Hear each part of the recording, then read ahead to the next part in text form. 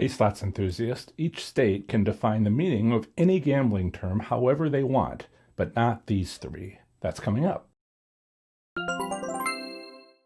Hi, my name is John Friedel. Welcome to Professor Slots, a channel that's all about mastering casino slots so you can win your way to success. If you've ever walked into a casino, looked around and wondered what's going on with slots and more, I can help. Legal gaming classifications based on federal law are available to state gaming boards to restrict which type of slot machines are in a casino or other gaming area. All three classifications are in limited use by states for non-tribal casino operations, but are fully in use at all tribal gambling establishments. Only Hawaii and Utah continue to prohibit all three classifications of gaming for entirely different reasons. The first federal gaming structure for tribal gaming arrived in 1988 with the Indian Gaming Regulatory Act, a federal law. This act is for federally recognized American Indian tribes, which is a difficult status to obtain, but the topic of another video.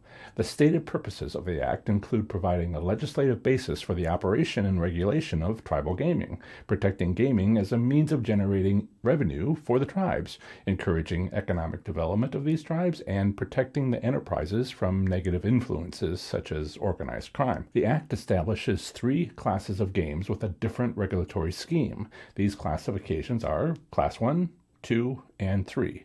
Here's what they mean. Class 1 gaming is traditional Indian gaming as part of tribal ceremonies and celebrations, as well as social gaming for minimal prizes.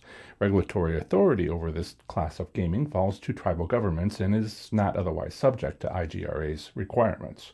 Class 2 gaming is a game of chance known as bingo, aided or not aided by any electronics, and other games like bingo if played at the same location. Class 2 gaming applies to games played exclusively against another player, rather than against the house or a player acting as a bank.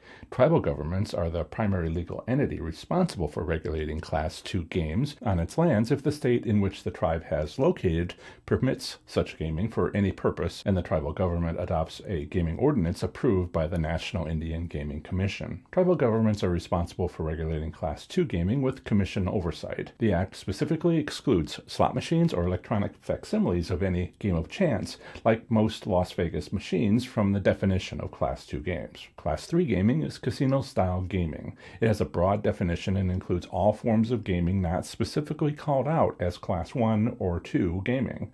Games commonly played at casinos clearly fall into the Class 3 category, including traditional slot machines, blackjack, craps, roulette, wagering games, and electronic facsimiles of any game of chance. As restricted by the IGRA, before a tribe can lawfully conduct Class 3 gaming, these conditions must be met. 1. The particular form of Class 3 gaming the tribe wants to conduct must be permitted in the state the tribe is located.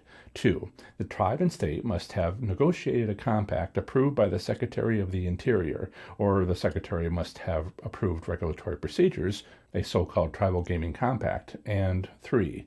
The tribe must have adopted a tribal gaming ordinance approved by the chairman of the commission. The regulatory scheme for Class 3 gaming is complex, with key functions for approval authority resting with several organizations at the federal, state, commission, and tribal levels.